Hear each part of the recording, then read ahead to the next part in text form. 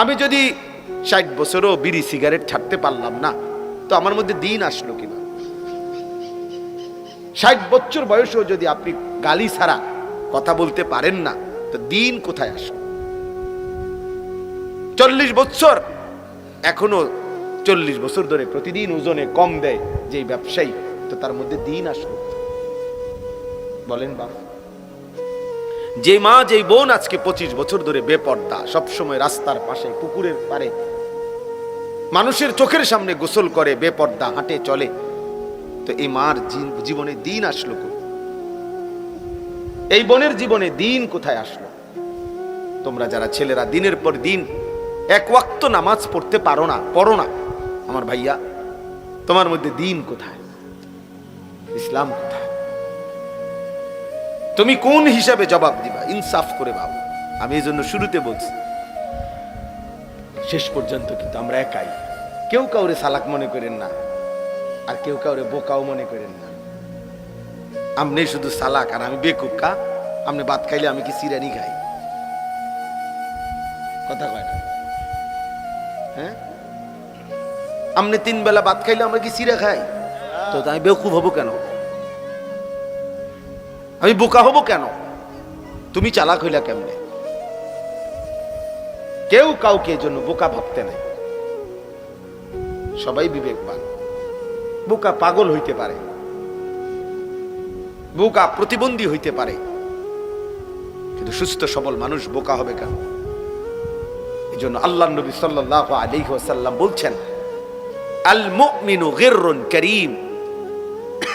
মুমিন সাদাসিধে হয়, সহজ সরল হয়, করিম ভদ্র হয়, আর কি লা ইয়াখদাউ ওয়ালা ইউখদাউ। নবীজি বলেন মুমিন কাউকে ধোঁকা দেয় না, আবার নিজেও ধোঁকা খায় না। সুবহানাল্লাহ। লা ইয়াখদাউ ওয়ালা ইউখদাউ, ধোঁকা দেয়ও না, ধোঁকা খায়। হ্যাঁ, মুমিন বেওকুফ হয় না। কেন বেওকুফ হয়? সে ঈমানদার। এজন্য আমি অনুরোধ করতেছি, এ কম হোক বেশি হোক, ছোট হোক বড় হোক, প্রত্যেকটা বয়ানের মধ্যে আমাদের মধ্যে যেন এই ফিকিরটা থাকে যে আমার কলিজার মধ্যে কোনো অনুভূতি আসছে কিনা।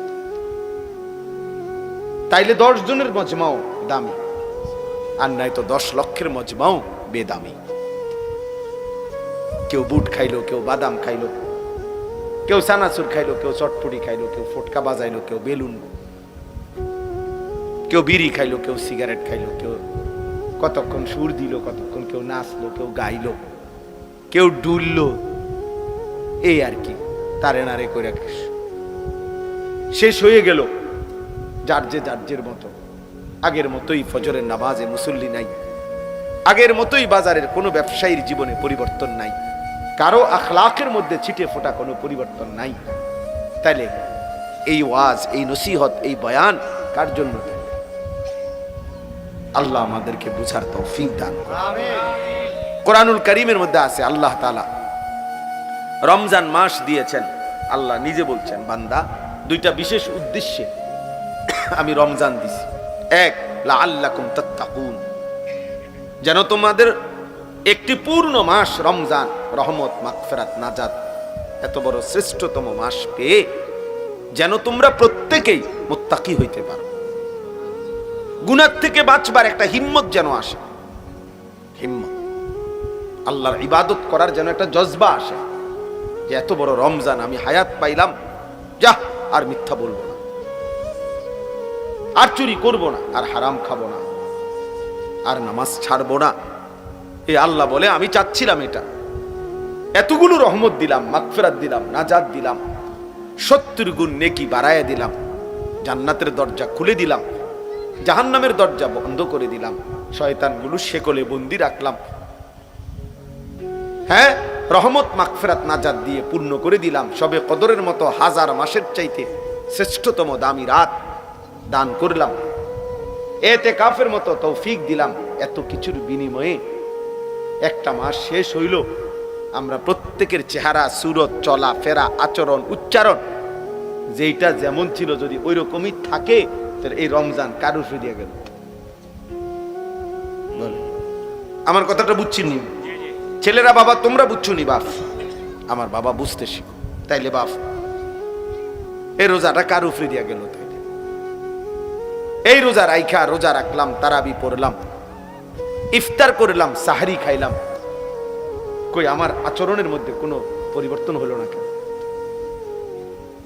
মান লাম ইয়াদা কাওলা যুর ওয়াল আমালা বিহি ফালাইসা লিল্লাহি হাজাতুন আন ইয়াদা তাআমাহু ওয়া শারাবা।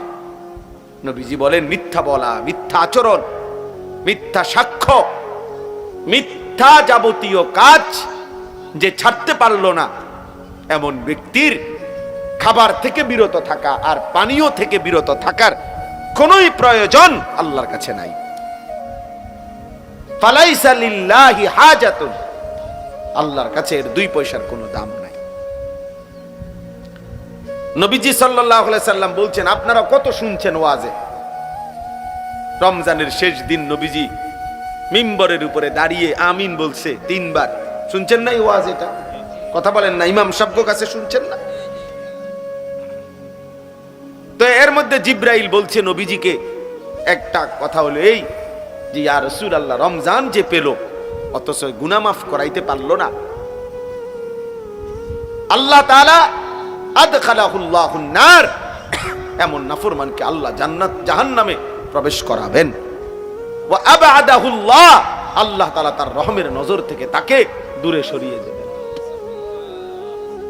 অভিশপ্ত ওই জীবন, ফেরেশতা যেন তার উপরে লানত দিছে যে তোর উপরে আল্লাহর লানত পড়ুক, রমজানের মতো এত বড় মাস পেয়েও তোর কোনো পরিবর্তন নাই, খোদার গজব পড়ুক তোর উপরে, আল্লাহর লানত পড়ুক তোর উপরে, আল্লাহর লানত।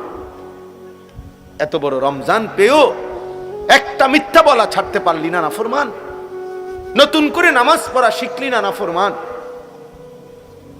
কোনো কিছুই কোনো পরিবর্তন, চুল আগের মতো, প্যান্ট আগের মতো, জামা আগের মতো, আহা অসভ্যতা, নোংরামি, অস্থিরতা, নারী, ছবি, জিনা, ব্যভিচার, মদ, জুয়া, সুদ, ঘুষ, ওজনে কম দেওয়া, গালি, বিড়ি, সিগারেট, টেলিভিশন, নাটক, সিনেমা, যার যেটা আগের মতোই। তো রমজানে কি অর্জন হলো বাবা? একটা ছেলে ভাইবো, সবাই একসাথে বদলায় না, আমরা জানি, সবাই একসাথে